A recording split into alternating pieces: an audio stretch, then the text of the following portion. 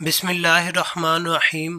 السلام علیکم ناظرین، اگر آپ نے ہمارا چینل ابھی تک سبسکرائب نہیں کیا تو پلیز ہمارا چینل سبسکرائب کر لیجئے تاکہ آپ کو مزید چھوٹی چھوٹی انفارمیشن ملتی رہے۔ ناظرین، بعض اوقات ہم لوگوں کو سردی کی وجہ سے نزلہ اور زکام ہو جاتا ہے، اور جب ہم اپنے نزلے کی وجہ سے اپنے ناک کو بار بار اوپر کو کھینچتے ہیں تو اس کی وجہ سے ہمارے سر میں درد ہونا شروع ہو جاتا ہے۔ تو ناظرین، اس نزلے اور زکام سے چھٹکارا حاصل کرنے کے لیے آپ کو کسی ڈاکٹر کے پاس جانے کی کوئی ضرورت نہیں ہے۔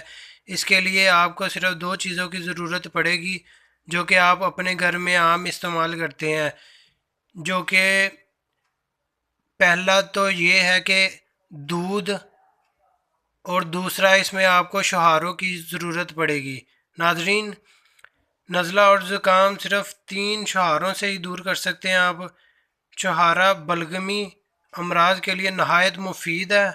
نزلہ زکام میں 2-3 چھہارے چھوٹے چھوٹے ٹکڑے کر کے تھوڑے سے پانی میں بھگو دیں، اور جب پھول جائیں تو بما پانی دیچکی میں ڈال دیں، اور اس میں 1 پاؤ کے قریب دودھ ڈال کر بالکل ہلکی آنچ پر رکھ دیں۔ جب خوب عرق نکل آئے تو اتار لیں۔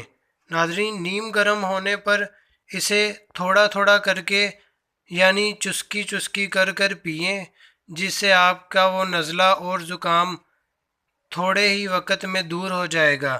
جی ہاں ناظرین، تو اس طرح آپ صرف ان 2 چیزوں کے استعمال سے اپنا نزلہ اور زکام بالکل ٹھیک کر سکتے ہیں۔